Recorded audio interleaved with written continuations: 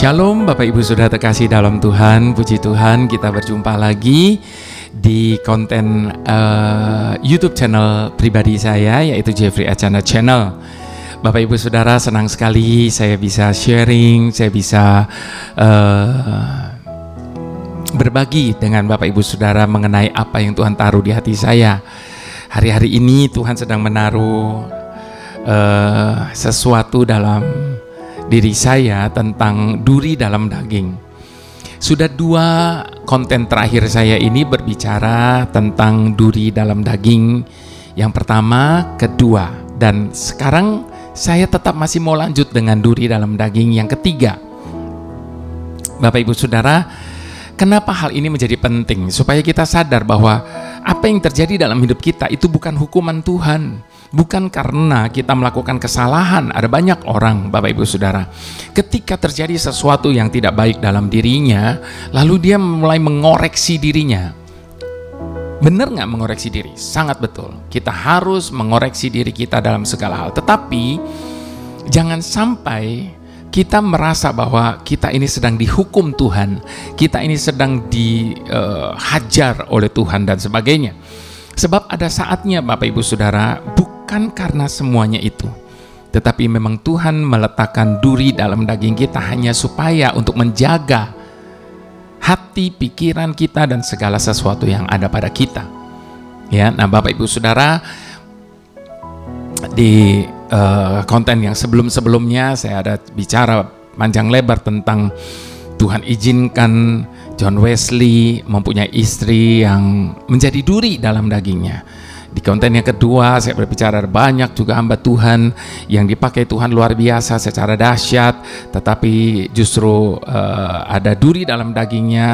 Itu bisa terjadi lewat anaknya, lewat keluarga, dan sebagainya. Nah,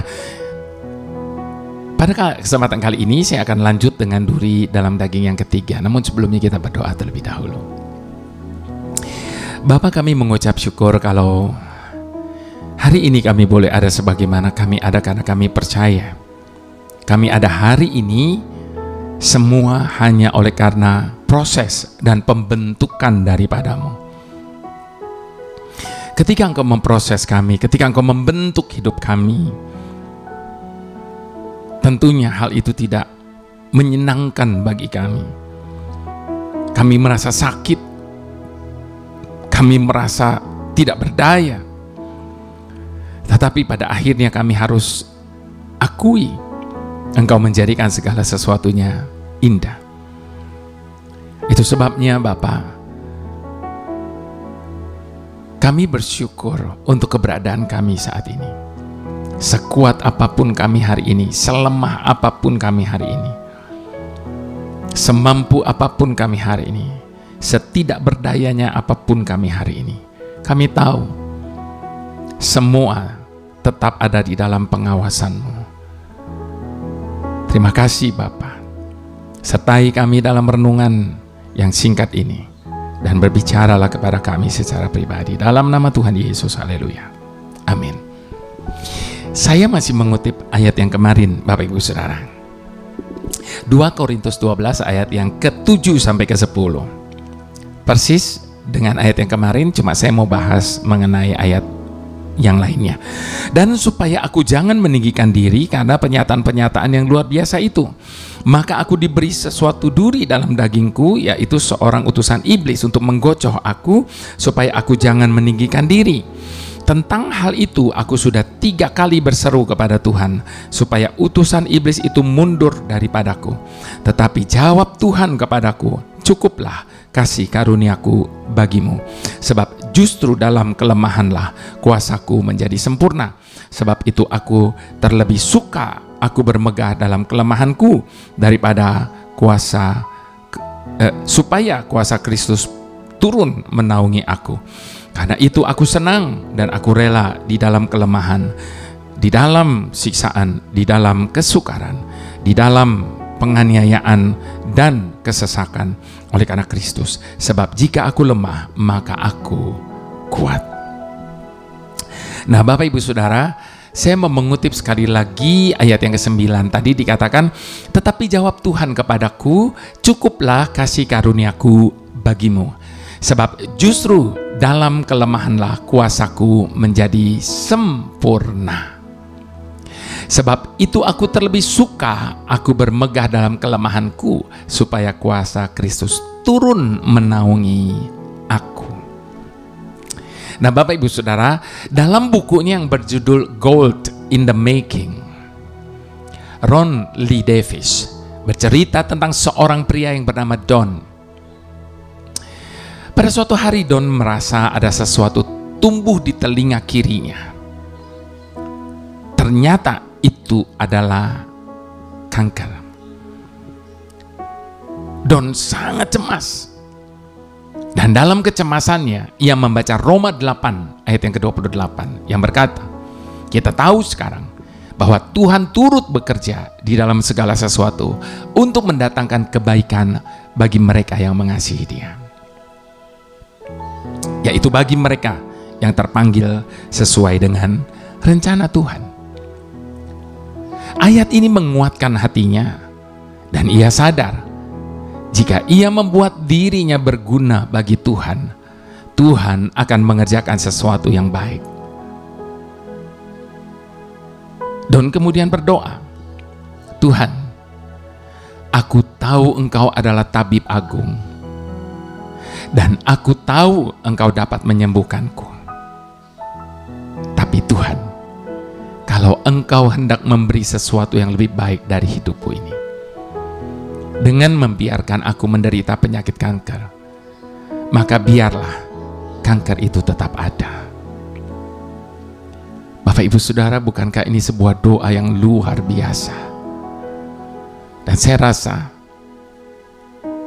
tidak banyak, bahkan mungkin jarang sekali ada orang yang berdoa seperti ini. Don tetap menderita kanker, tetapi selama dia berada di rumah sakit, apa yang terjadi? Dia tidak mengeluh, dia tidak menggerutu, dia tidak menyerah. Bahkan ia memenangkan pasien sekamarnya untuk Kristus. Dan teman sekamarnya itu kemudian menjadi seorang penginjil besar di Amerika Selatan. Oleh karena dia. Don juga memenangkan seorang perawat yang merawatnya, yang akhirnya juga melayani Tuhan. Ia juga memenangkan seorang pengusaha yang sangat berpengaruh di Amerika kepada Kristus, sehingga dia bisa memberkati pekerjaan Tuhan. Dan semua itu terjadi ketika Don menderita kanker, tetapi ia membiarkan Tuhan bekerja melalui dirinya. Ada begitu banyak orang Kristen yang frustrasi dan putus asa karena harus mengalami keadaan yang tidak baik, walaupun ia merasa telah begitu bersungguh-sungguh kepada Tuhan. Firman Tuhan berkata, rancanganku bukanlah rancanganmu, dan jalanmu bukanlah jalanku. Kita bisa membacanya di Yesaya 55 ayat yang ke-8. Namun yang jelas Bapak Ibu Saudara, dalam setiap rancangan Tuhan di hidup kita, entah itu baik atau buruk bagi daging kita, selalu ada maksud mulia di dalamnya. Apakah saat ini Anda sedang mengalami sakit atau masalah dalam waktu yang lama? Apakah Anda sedang bertanya-tanya, mengapa sepertinya Tuhan tidak menjawab doa kita? Barangkali perlu bagi kita untuk mengubah doa kita.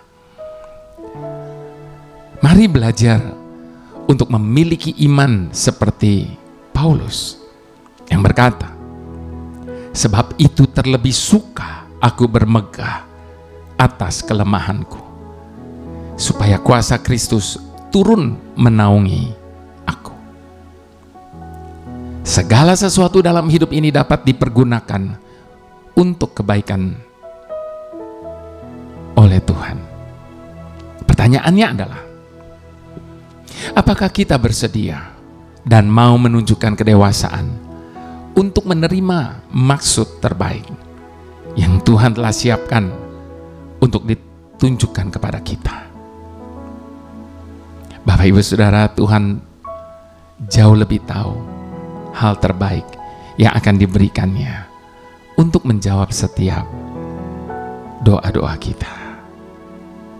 Itu sebabnya setuju saja dengan Tuhan, sebab tidak akan pernah sekalipun Dia merancangkan yang buruk atas hidup kita. Setinggi langit dari bumi, jalanmu tak terselidiki, namun yang percaya akan melihat semua indah pada waktu yang tepat. Kau Tuhan tak akan memberi batu bagi yang minta roti, namun di balik setiap pencobaan ada berkat besar yang Kau sediakan. Ku tahu rancangan yang ada padamu tentang diriku, bukan rancangan kecelakaan, tetapi rancangan damai sejahtera untuk memberikan hari depan yang penuh dengan harapan.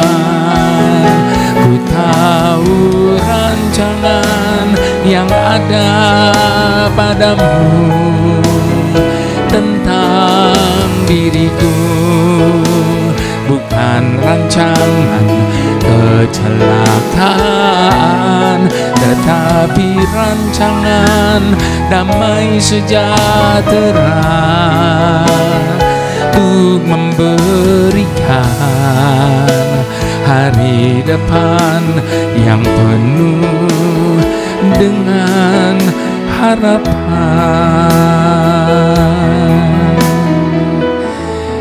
Tuhan tidak menuntut kita untuk memahami segala yang Dia sedang buat dalam hidup kita. Tuhan tidak menuntut kita untuk memahami setiap jalan-jalannya, sebab tidak akan pernah terselami jalan-jalan Tuhan atas hidup kita. Sebab firman Tuhan sudah mengingatkan kita, adapun jalannya, pikirannya, dan rancangannya jauh lebih tinggi daripada jalan, pikiran, dan rancangan hati kita. Yang Tuhan minta kita tetap percaya dan selalu setuju dengan apapun yang Tuhan buat, termasuk ketika Dia meletakkan duri dalam daging kita hari ini. Sebab apapun yang Tuhan buat, pasti Tuhan punya maksud dan tujuan di balik semuanya itu. Itu sebabnya Bapak Ibu Saudara, biarlah kita boleh terus percaya bahwa apapun dan bagaimanapun keadaan yang Tuhan sedang izinkan terjadi dalam hidup kita hari ini, hari depan kita tetap penuh dengan pengharapan. Setinggi langit dari bumi, jalanmu tak terselidiki,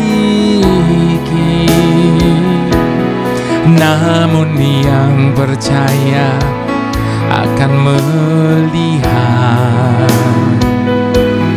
semua indah pada waktu yang tepat. Kau Tuhan tak akan memberi batu bagi yang minta roti, namun di balik setiap pencobaan ada berkat besar yang Kau sediakan.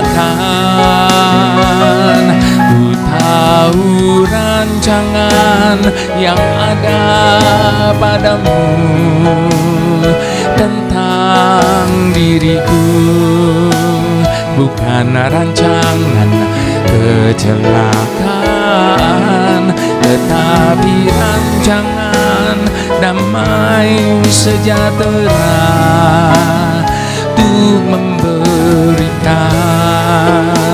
hari depan yang penuh dengan harapan. Ku tahu rancangan yang ada padamu tentang diriku, bukan rancangan kecelakaan, tetapi rancangan damai sejahtera, untuk memberikan hari depan yang penuh dengan harapan. Hari depan yang penuh harapan. Hari depan yang penuh harapan.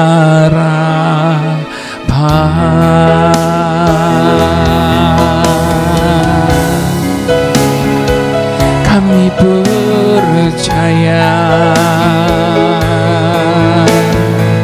rancangan-Mu Tuhan yang terbaik selamanya.